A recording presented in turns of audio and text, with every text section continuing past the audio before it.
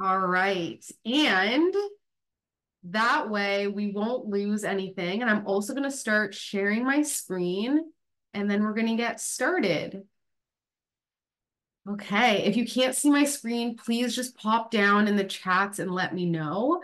And yeah, I will ask that you either, if you have any questions, put them in the chat or wait until the end. If I see them and they apply, then I'll absolutely answer them. But if it makes more sense to save to the end, then I will. Try to keep yourself muted and off camera just for recording purposes. Have a pen, paper, a calendar, maybe access to a phone or laptop if you would rather use a calculator, but I'm going to be helping you through it. And yeah, let's get started. I recorded this earlier and I went through it and it was maybe about half an hour. So that does give us enough time for any questions at the end.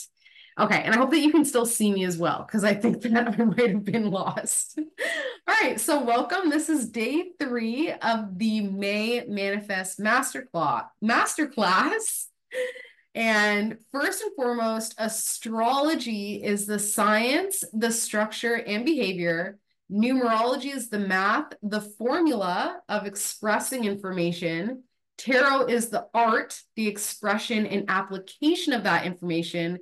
And combined, we receive the structure to formulate the expression and application of our behavior. So that is really what I kind of made sense of the trifecta that is astrology, numerology, and tarot, those being the 3 most important systems that I've used to manifest. But of course, there's so many others. There's human design, there's so many others, right? But this is the 3-part system that made the most sense to me. And that's why I'm sharing it. So this is the trifecta in the framework for manifesting.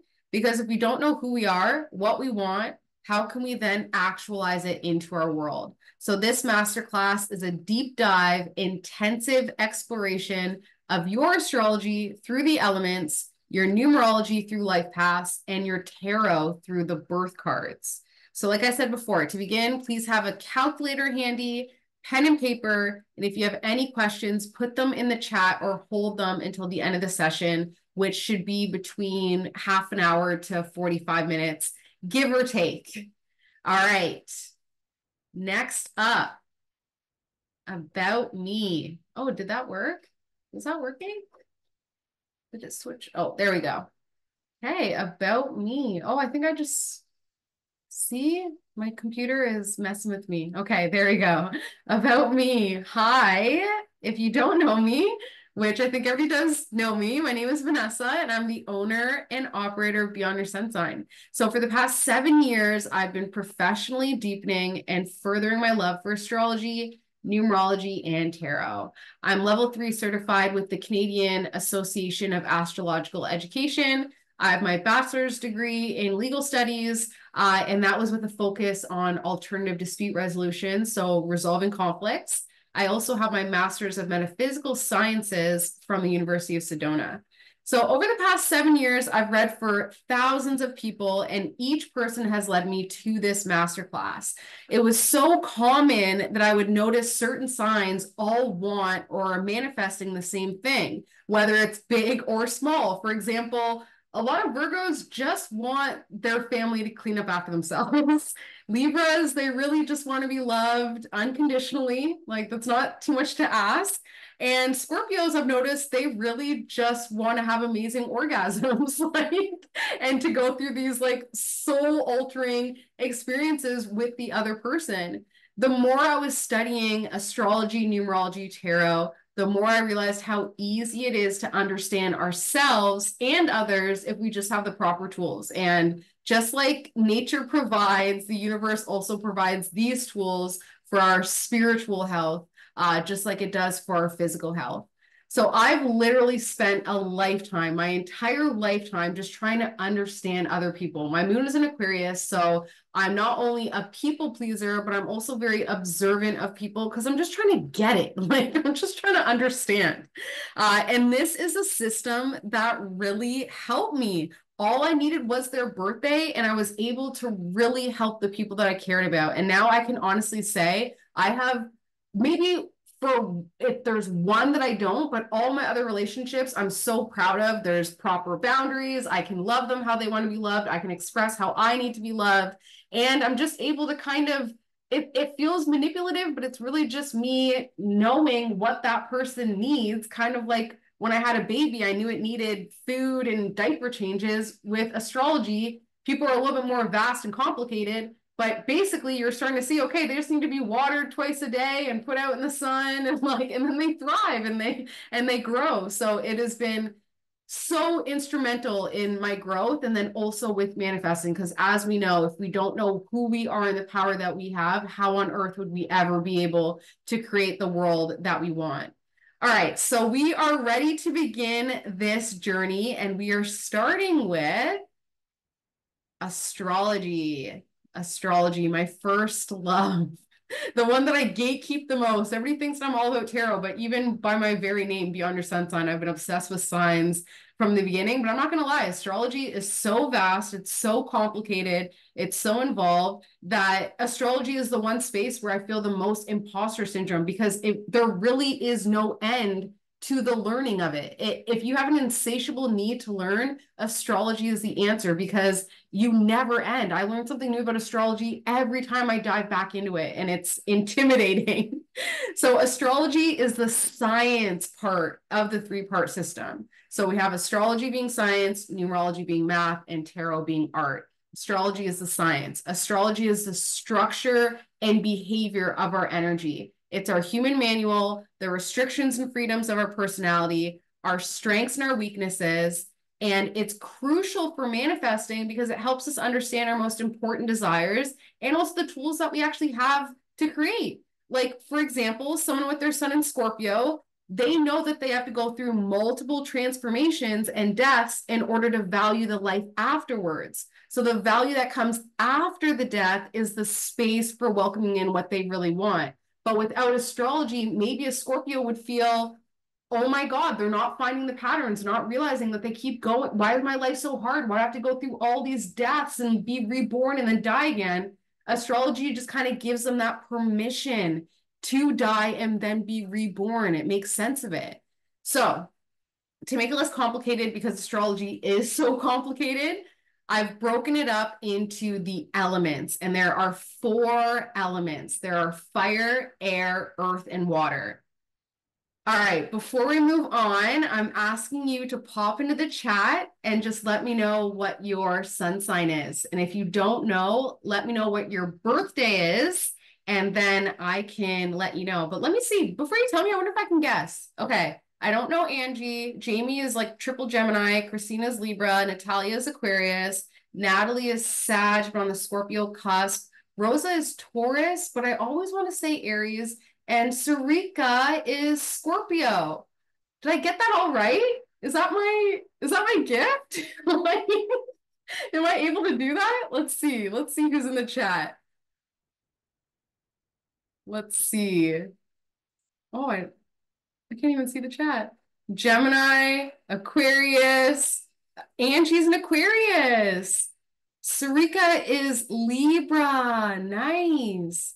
Okay, so we've got Libra, Aquarius, Gemini, and Sag. So we've got fire and air, because the Gemini, Aquarius, Libra, air, and then fire is Sag.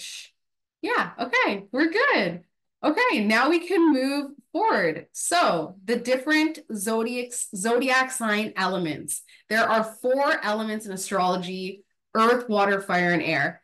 This is the easiest way to understand the basic functions of each sign, because when you group them in by each element, you can apply what you know about that element to yourself or others, okay? So for example, if you're a fire sign and you think about fire, you know that it's spontaneous and erratic.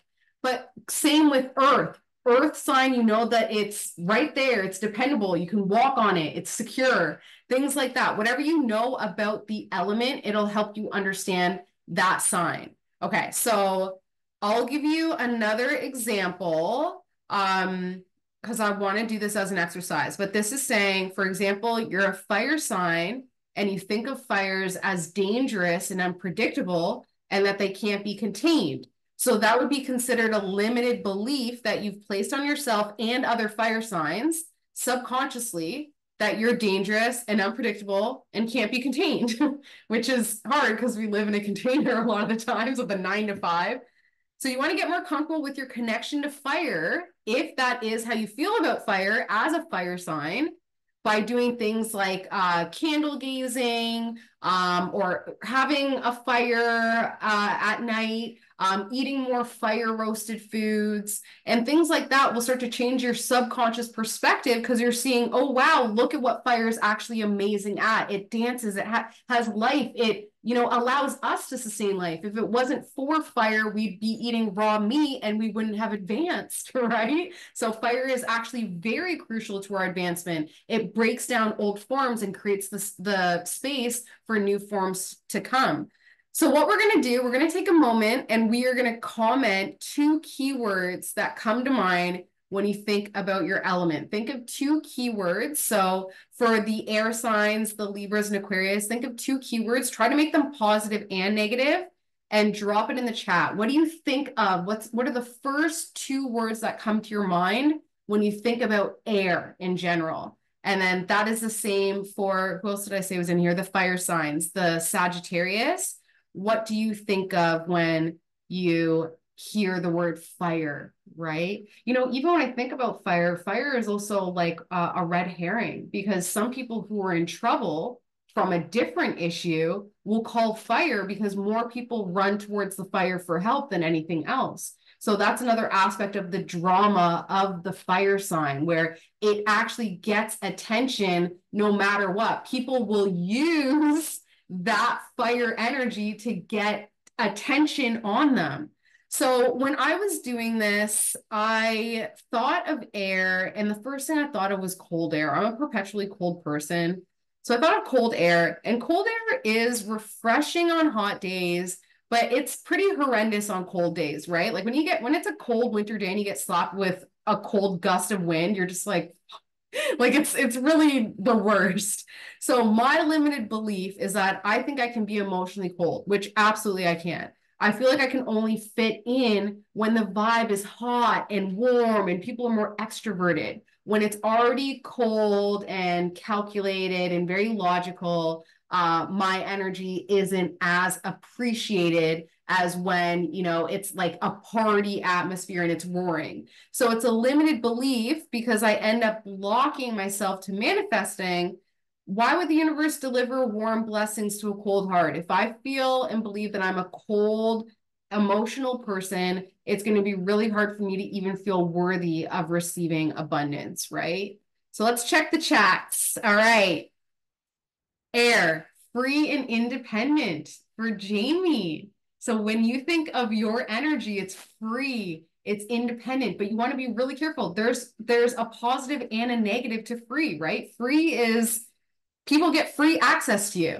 But that's true. Like when I walk outside, I get free access to air. Like I have to pay for water. I got to friggin' pay $12 for firewood to create fire. I got to pay for soil, but air, that's something I can walk out and I get that freely. So that actually can be a negative, because if people have free access to your energy, it can be draining. You're picking up a lot of debris. But independent, that's beautiful. Independent, a gust of wind can propel itself on its own, creating an energetic shift without the need of anything else. At the end of the day, water, earth, fire actually all need air or oxygen in order to move, right? Fire dances in the air. Water creates waves. Earth is tornadoes and, sandstorms. Okay, Natalia, when she thinks of air, she thinks of overthinking, but also independent. Natalie thinks of carefree. Christina, constant movement and change. Be careful, girl, because look at that limited belief. You believe that you are all about constant movement and change. Somebody who requires a little bit more stability or earth energy wouldn't want a lot of constant movement and change. They want security, right? Sarika says air is always there, consistent. Exactly. Love it. Okay, great. So we want to keep those keywords, like jot down some more if you can as well, because we're going to come back to that a little bit later.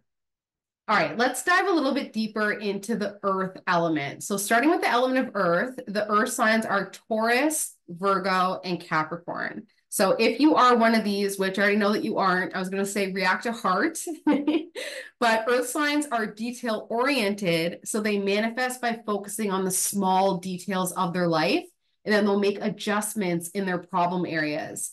For example, a Virgo who wants to manifest a partner will first manifest the coffee mug that they will then use to serve coffee to their perfect partner. So it's those small details. Your perfect partner that you're manifesting has a mole on their left cheek, like things like that. The earth energy needs to get very clear about the small details of their manifestations in order to actualize them a lot faster. But you want to keep in mind that for earth energy, it's not going to be as easy and fast to manifest because earth energy manifests to sustain. Whereas fire energy can be very quick manifestations, air, very quick manifestations. Earth and water, there needs a little bit more time to create that. So patience is key.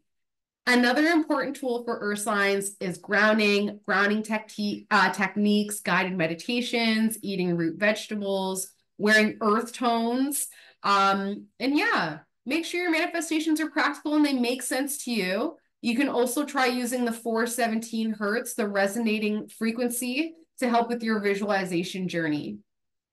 All right, next up, we got water. And keep in mind, you want to apply these to the people that you care about as well. Like if you know a water sign who's struggling, you can use this information to help them manifest out of where they're at.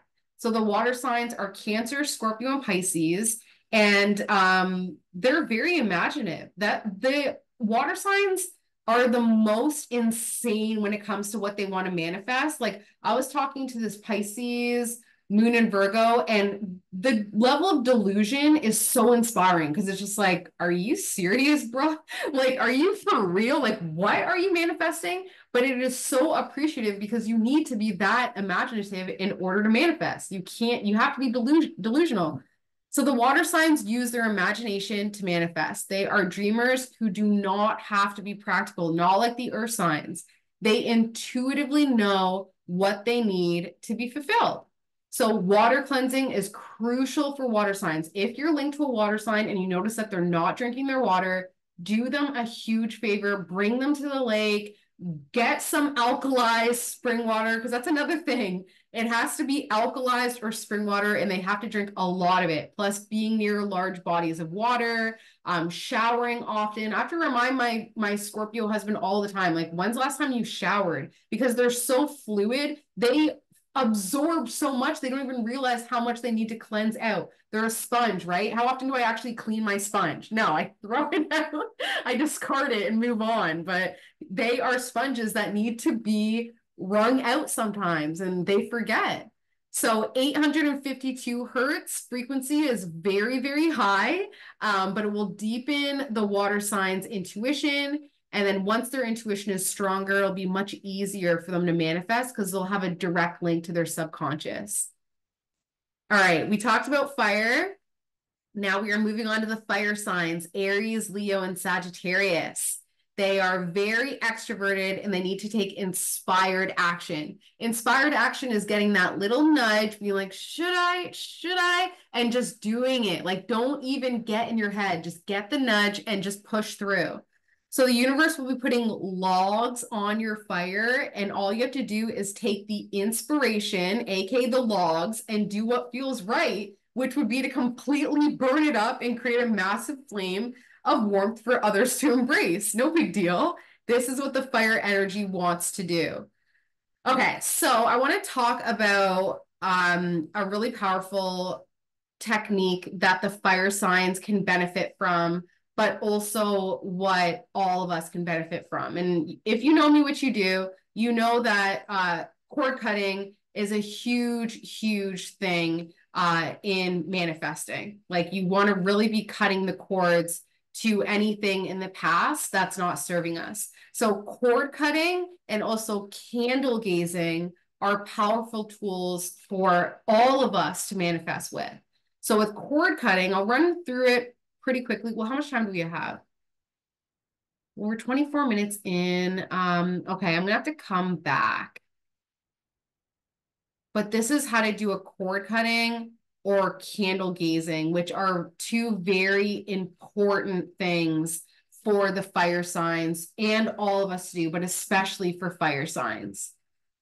Okay, let's move on to air. So the air signs are Gemini, Libra, Aquarius. We have a few Gemini, Libra, Aquarius in the chat today. So the air signs manifest through intuitive downloads. Consider that each thought that any person has ever had is like a cloud in the sky. So sometimes people can take a thought or a cloud and turn it into something a little bit more solid and beautiful, like a snowflake, right? Or a raindrop. Whereas other times the clouds or thoughts will just dissipate and they'll form a new thought or cloud.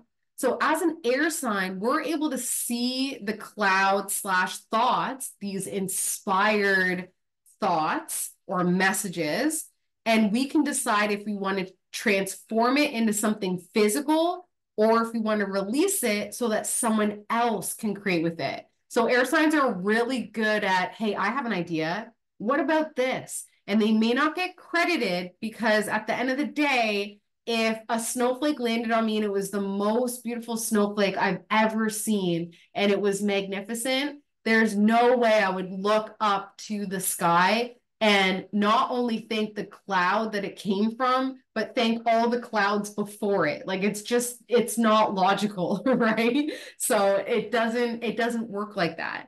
And it's on us to decide what we want to do with that snowflake. I can let it melt or I can bring it inside into a freezer and hopefully try and sustain it. It's what we want to do with it.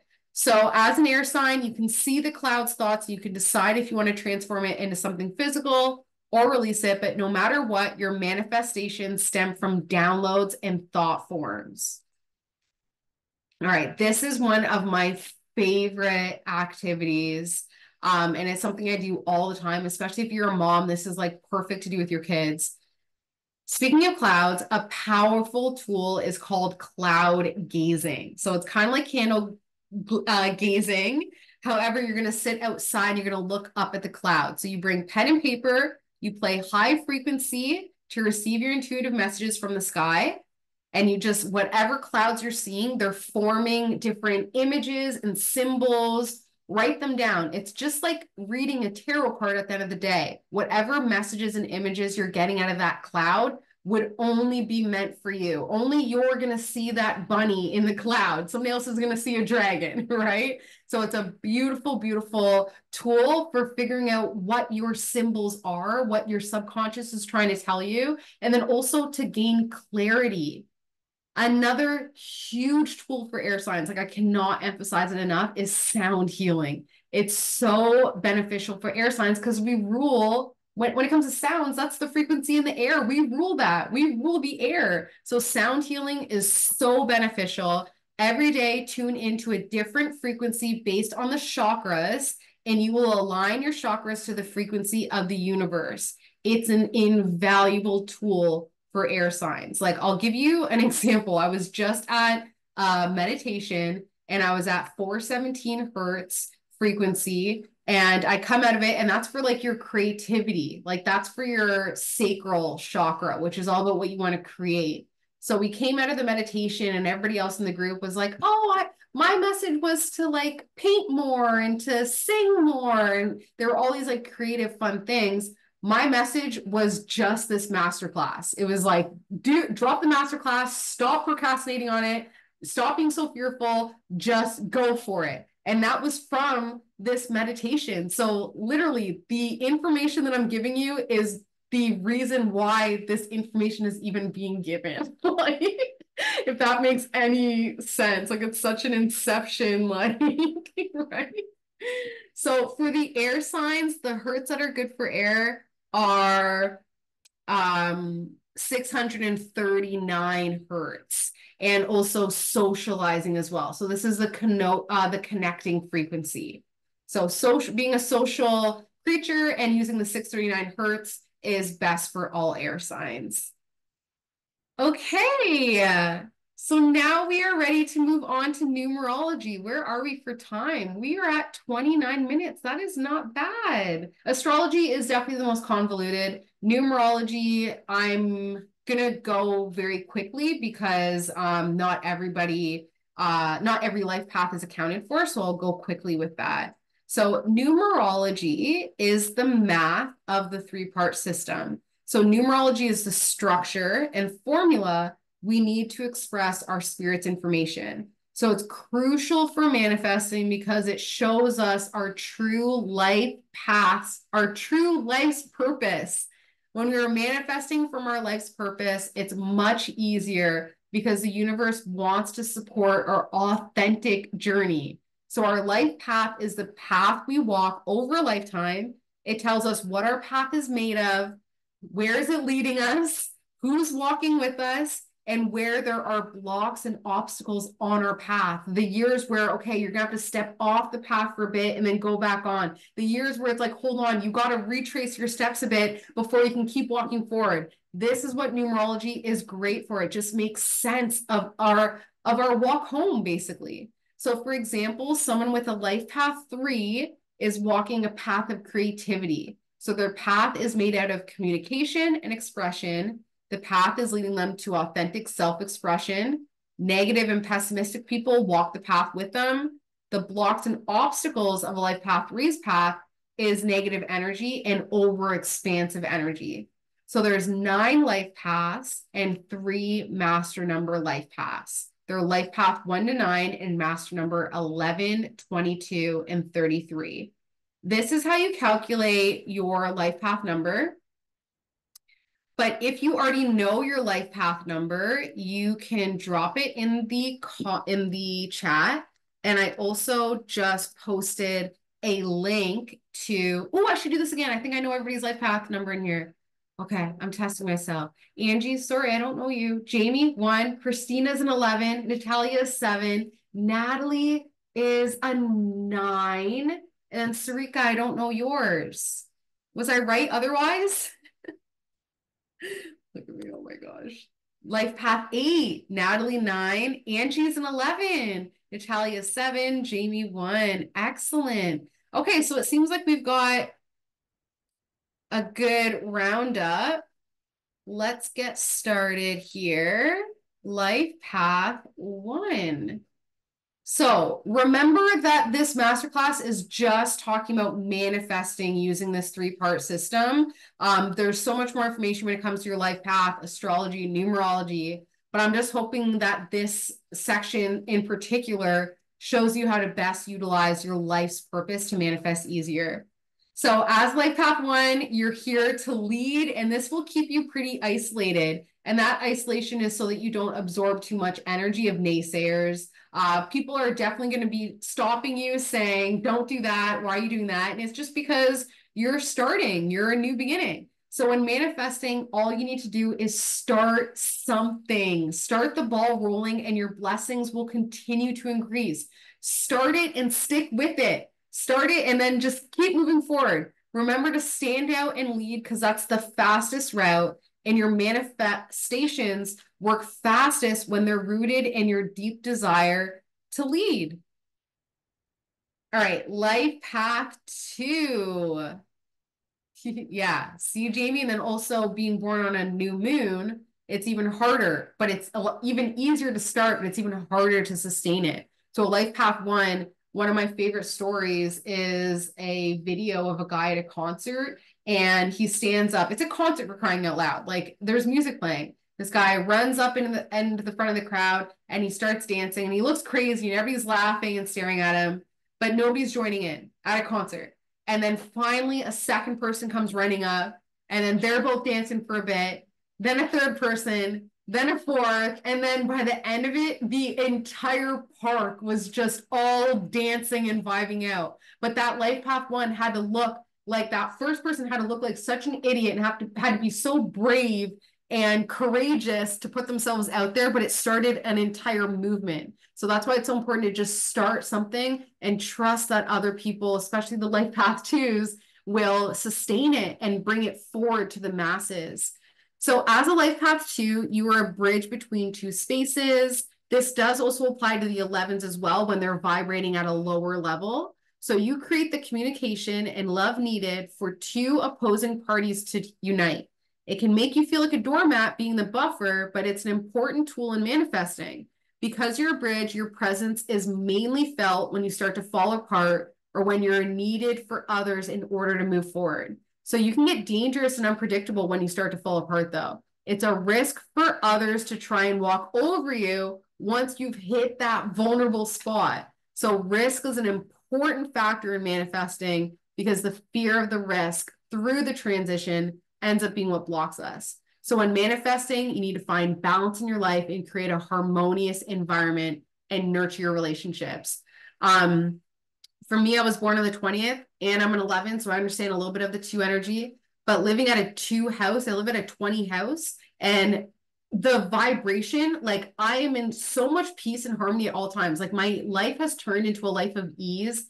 Everybody in my house is way more harmonious, but sometimes it is to a fault where I should have been more mad or I should have been madder for longer because now you're not learning your consequence. Now I'm too much of a pushover. Now I'm not enforcing boundaries. But the harmony and the need to just be at peace is so overwhelming in a house with 2 energies. So for life path 2s, their manifestations work fastest when they're rooted in their desire to have balance. All right, life path 3. Did we hear any 3s? I don't think there's any 3s. No. Okay, I'll go fast with this one. So as a life path 3, you seek to express. Life path 3s manifest every second of the day because they're natural manifestors.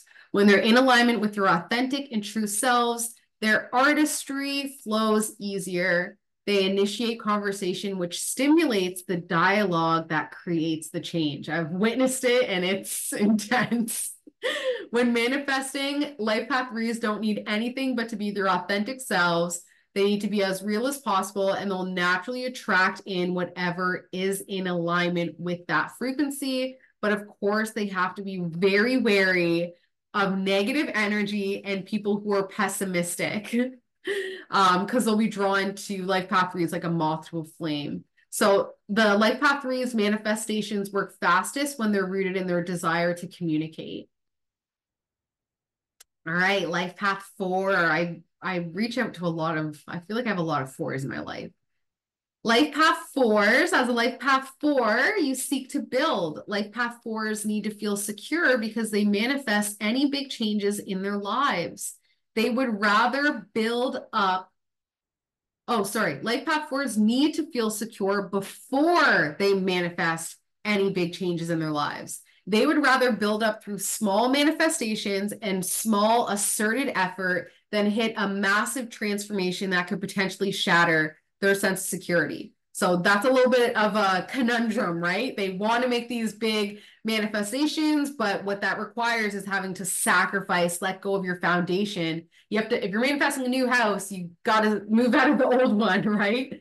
So a great tool to understanding your basic desires is to do this meditation. So we're doing this together no matter what, because it is so important. Okay, so take a deep breath and close down your eyes, okay?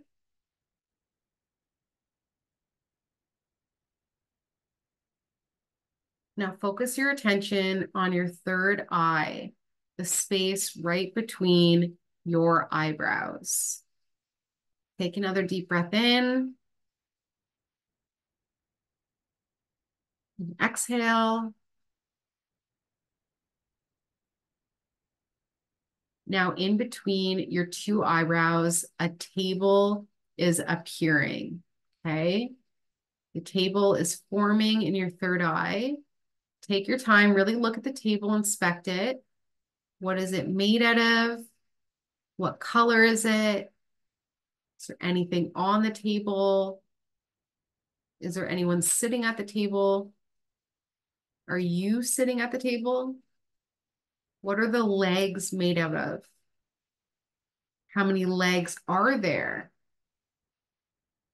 Are they all the same height or is the table wobbly? All right, now open your eyes and let me know, what did your table look like? And as you're typing that out, I'm going to keep going. So when manifesting, life path fours need to know what their base point is. What space are they manifesting from? What is the end goal? And is there an easier route than the traditional one? Their manifestations work fastest when they are rooted in a sense of security. Cool, Jamie. So Jamie said a white square table with wooden 4 legs. Then we've got a distressed white rectangle wooden table with 4 long legs. Interesting. Interesting. Angie says dark wood, square, 4 legs, stable. So it's interesting the difference between the rectangle and the square, because a square is really only going to fit 4, and a rectangle could, well, I guess the square could, depending on how big the square is it a 4-seater table? Is it a massive square? Things like that will kind of give you more insight as well. So the color of the table is important because color has meaning. When it's dark, it shows like there is some negativity there. When it's light, it shows that there's more of a positive enlightenment. And the table represents our sense of security. So whatever the table is made out of, that's how secure we feel. So sometimes we will envision a table with wobbly legs and ooh, so Natalia's saying it's light wood, rectangle, but strong, fully decorated with strong legs. So see how Natalia used the that describing word of strong? That's huge. So her foundation has 4 very strong pillars. 4 very strong pillars. So Natalia would want to figure out what those 4 pillars are. Maybe they're your health, wealth, who knows? Intellect, who knows what your 4, but they're all very strong, and those are your foundations. So when you know what your table is, you know what makes you feel secure, you know what your foundation is made out of, and you know what you can handle. If I have a wobbly table that slants to the left, I'm not going to put an apple on that table or a watermelon. It's going to roll right off. I have to adjust accordingly. Natalie says it's a gray top, solid, but isn't actually concrete, tall, strong, thick wood legs, has vase of flowers on top, and it's rectangle with 4 legs. So what's on top is very important as well. What are you trying to center? What gives you nourishment? For flowers, that could either be beauty, like the beauty that surrounds you. It could be even nourishment, like sometimes flowers can be edible, right? Like it's what we get that nourishment from, but you want to figure out what flowers mean to you. For me, flowers are a celebration. I get flowers on days when it's a cause to celebrate, right? It also represents love, like your partner bringing home flowers, right? Christina had fruit in an oval vase. See, now you want to look up the meaning of the shape oval because that has insight. But fruit, that's our nourishment, right? That's our sweetness. Amazing. Okay. So that is for the 4s. Well, Sarika says it's wood, dark brown, long, 1 leg in the middle, and glass on top. Glass is vulnerable, but it's also see-through. People can see through what you bring to the table, what your foundation is. It's very clear. It's not confusing. It's not distressed. It's very clear.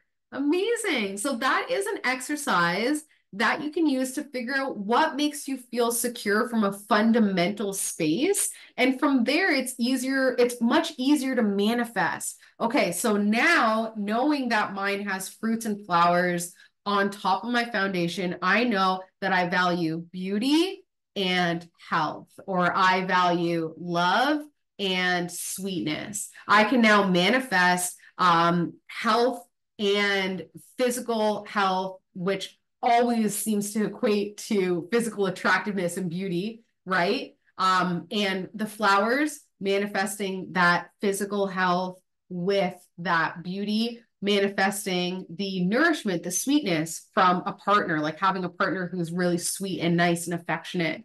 So you can really get clear on what your goals are when it comes to manifesting based on that visualization.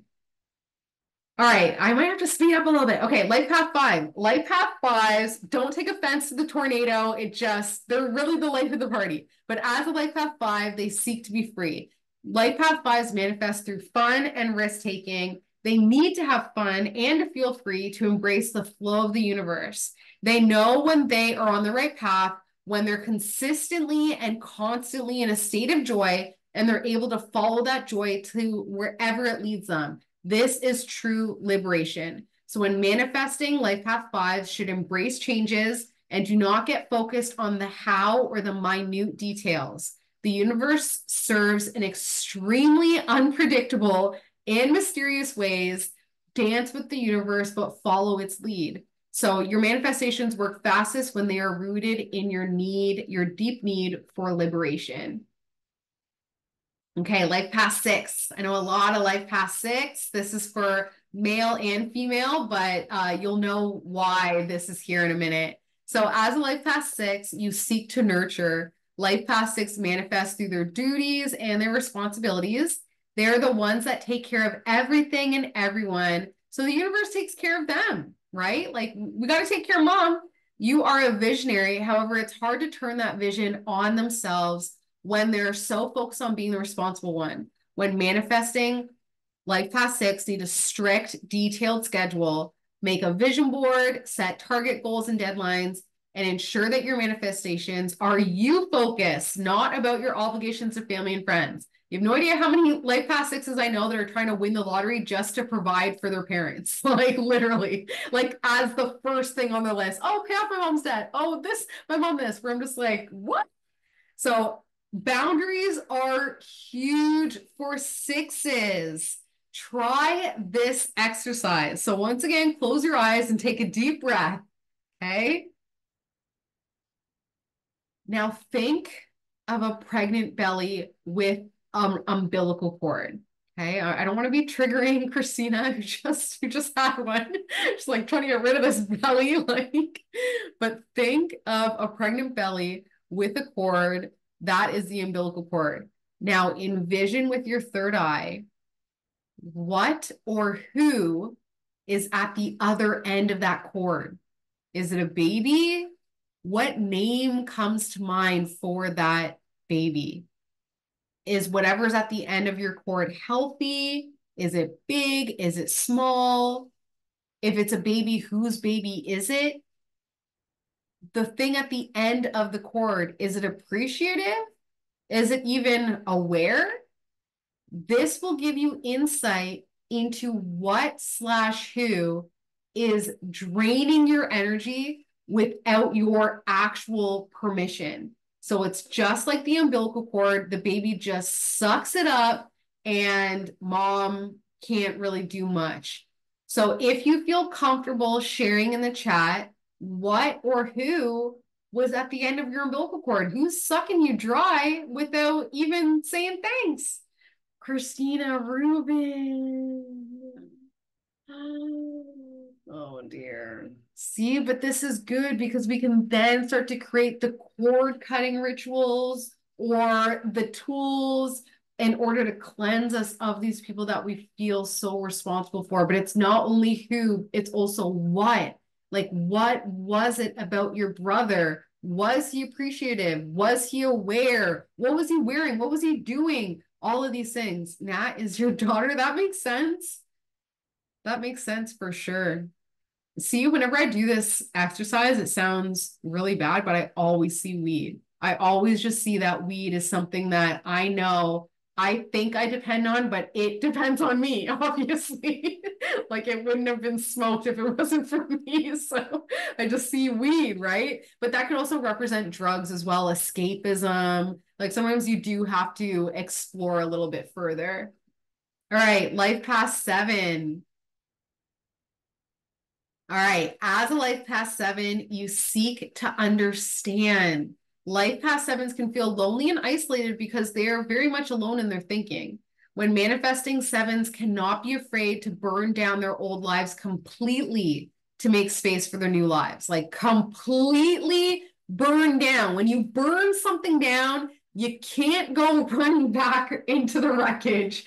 It's all gone. Unless it was in a fireproof security box, you have to let it all go.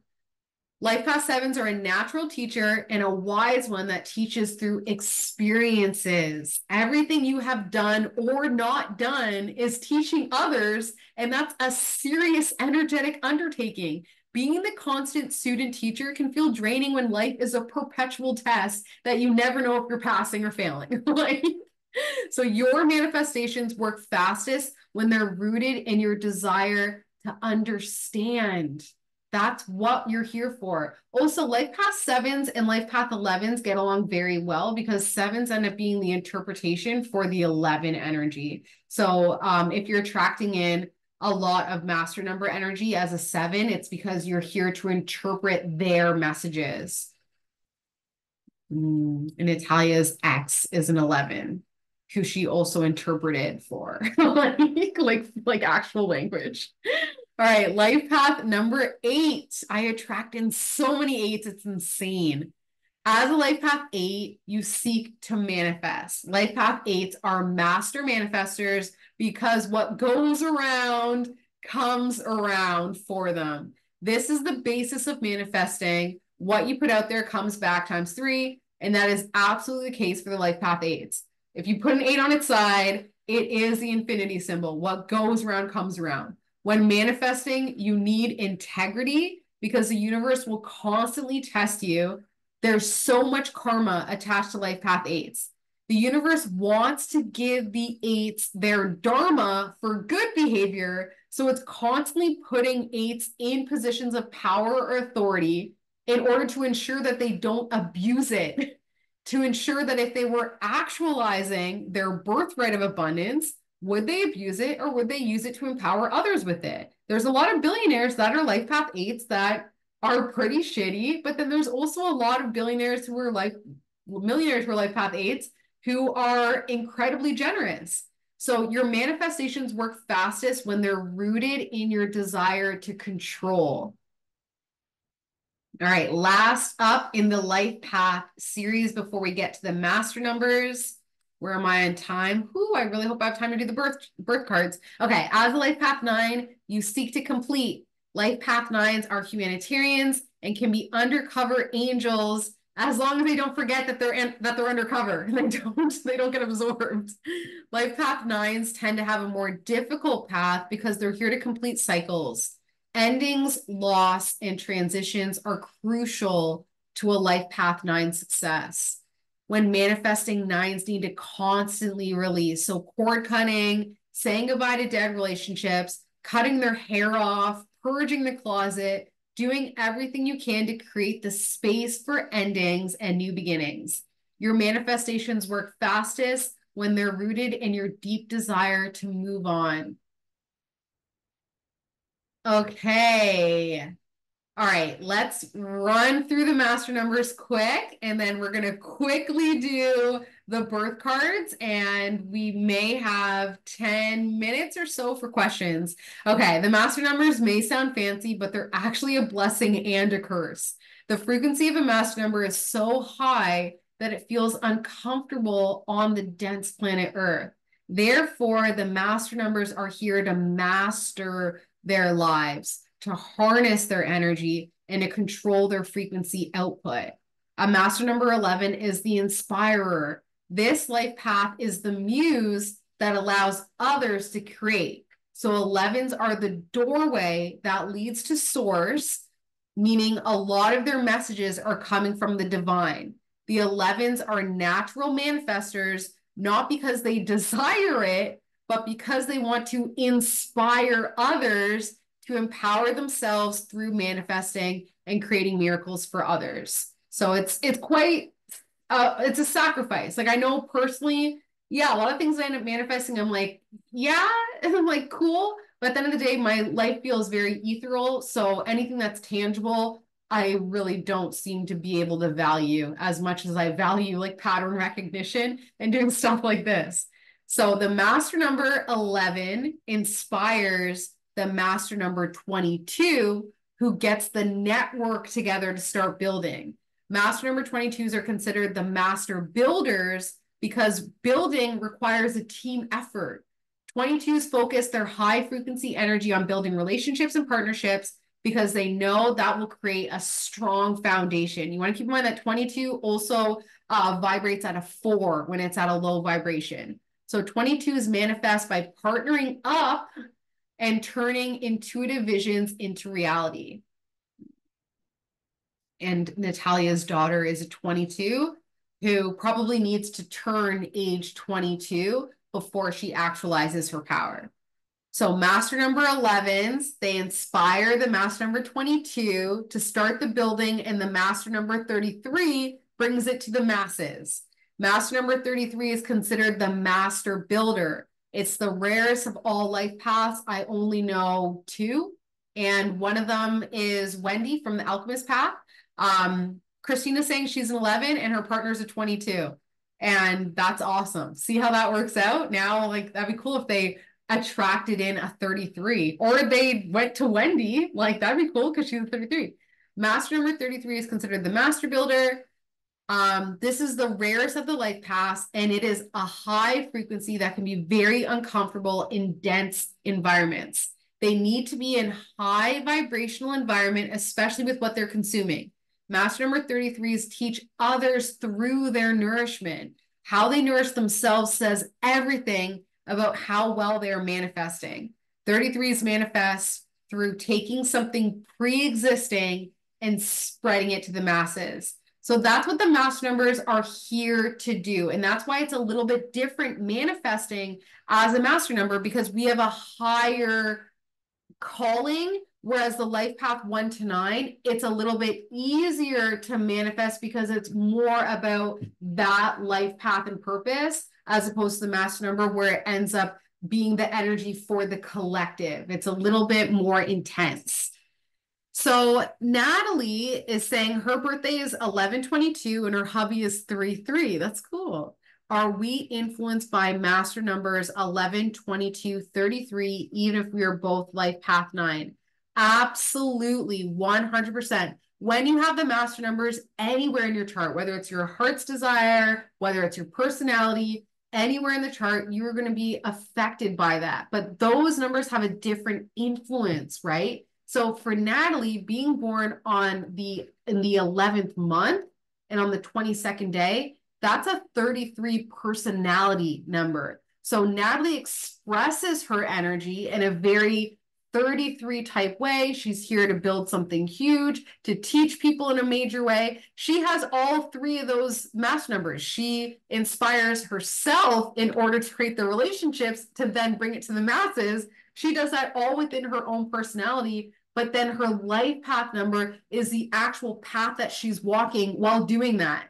So while she's doing that, she's releasing, she's cleansing, she's cutting ties, she's moving forward, she's experiencing pain and loss. She's doing it all with the personality of this master inspirer, master builder, and master teacher. And we get to witness all of her deaths and transformations through that master number energy. It's dramatic for sure. It's intense. It's definitely intense.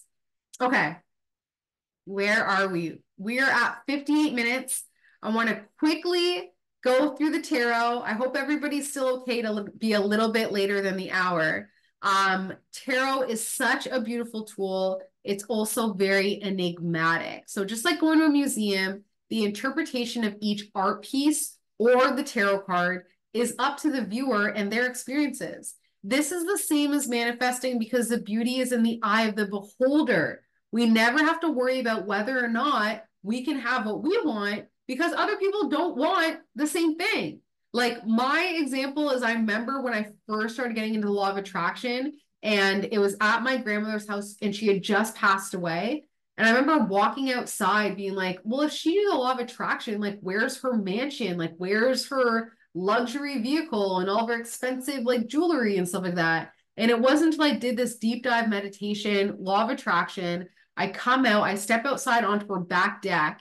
She lived on a canal. There was nature. There was like beautiful like fish like jumping out of the water. Like the water was like sparkling like diamonds. The sun was shining. The wind was blowing. It was the most beautiful experience I've ever been outside. My eyes were open. I realized she did manifest her desires. She didn't need a mansion. She was 85-year single woman. She wanted one floor backing on water because she was a Scorpio.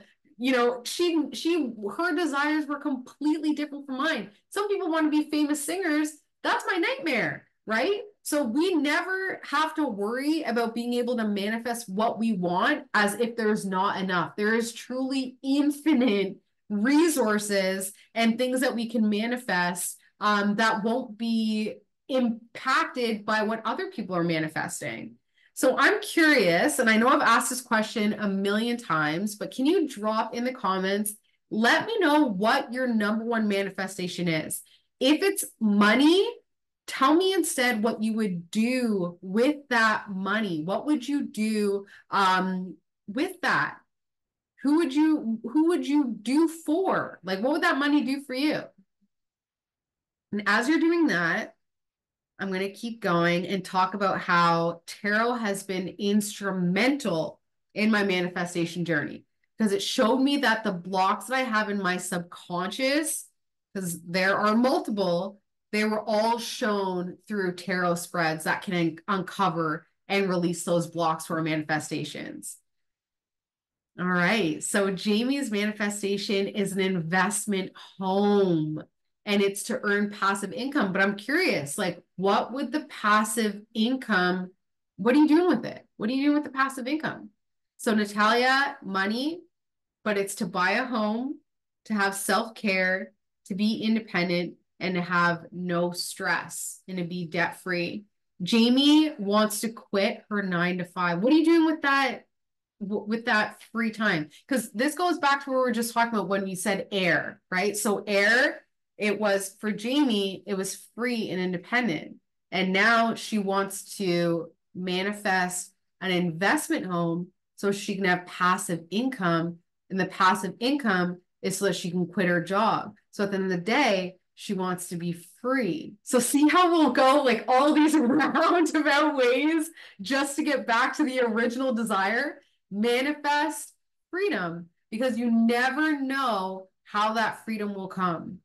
Yes, I want to be free to do what I want. Yeah, for sure. Free to do what you want. And you could do that. Free to travel. Yeah, you're already traveling, right? But I see what you're saying. I love it. I love it. Okay. Let's talk about the birth cards. So today we're discussing the tarot birth cards. Birth cards are similar to your zodiac sign as they are calculated based on your birthday and are an archetype of the energy of your birthday. So birth cards are constant qualities we can tap into so that we can manifest our true desires. Oh, Natalia already knows hers. Nice. This is how you find it. So you reduce your birthday down to numbers. So if you're born in the 3rd month on the 28th day, and then you do 19 and then the other portion of your year. So if you're born in 2002, it would be 2002. There's step 1. Step 2, you take those numbers and so this is a different birthday option. But for the first one we were just talking about, the 3/28, the March 28th, 1992, you would do March 28th, 1992, and then it ends up being this 142 number. So if the sum is 3 digits, you would add the first 2 digits to the third. But if the sum is 2 digits, you just add those 2 digits together.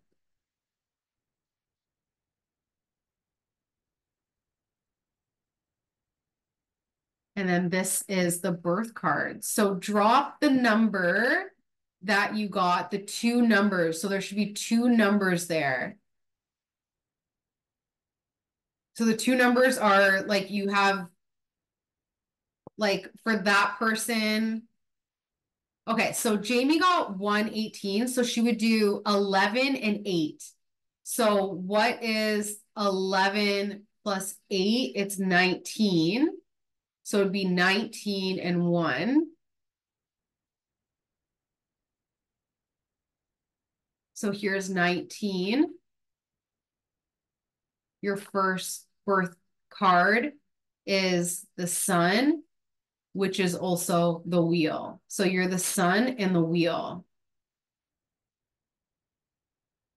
And then so Christina got 128. So she's 12 plus 8, which is 20. So Christina is just like me. She's judgment and the high priestess.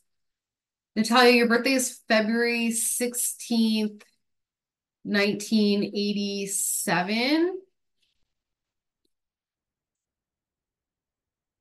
Let me see. 2 plus 16 plus 19 plus 87 is 124. Did you get that? So 12 plus 4, 16. The tower and the chariot. Oh my. Okay, so this is how this works, okay? Okay, Angie got card 20 and 2. Okay, so Angie also got Judgment of the High Priestess. Excellent. Okay, so for example, okay, now that you have your birth cards, you can understand how you manifest. For example, what do we get? Okay, so for Judgment and the High Priestess, you manifest by creating balance and trusting your intuition.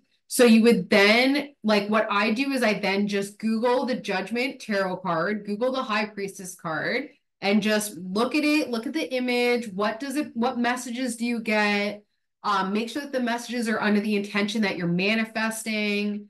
And then this is how you can really utilize tarot for your readings, because if these are your identifier cards, it's a whole lot easier to know who you are. If I know that everything I'm manifesting, I'm karmically linked to it, it's gonna be a whole lot easier to step into my high priestess energy. So Christina and Angie, you guys being born with Judgment and the high priestess like me, you guys both need a lot of discernment as well to make these karmically inclined decisions based on our deep understanding of manifestation and wisdom and our intuition. So Natalia, what was yours? Yours was the tower and the chariot.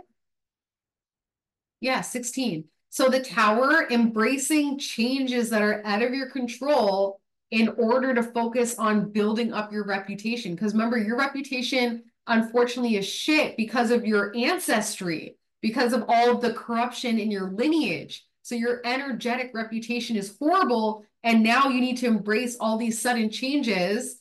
Yeah, girl. It's the 16. It's a lifetime of working through it. You don't get away from it. You work through it. You push right through. You walk through it. You look it dead in the eye and you take no shit and you keep pushing. Who else did I say? 20 plus 2. We got that. We got Christina's 8, 11 and 8, 19. The sun and the wheel. So for Jamie, embracing your authenticity, your optimism, your shine, and that creates your luck. That creates destiny for you. All right. So this is how we put it all together. Now that you know your element, your life path, and your birth card, you can create a toolkit for manifesting. So for example, I'm a Libra, which is an air sign. I'm a master number 11, and I'm the Justice and High Priestess birth cards. So I'm going to use cloud gazing along with 639 hertz frequency sound healing in order to get downloads of clarity. And then with that clarity, I'll walk my life path of providing messages from source.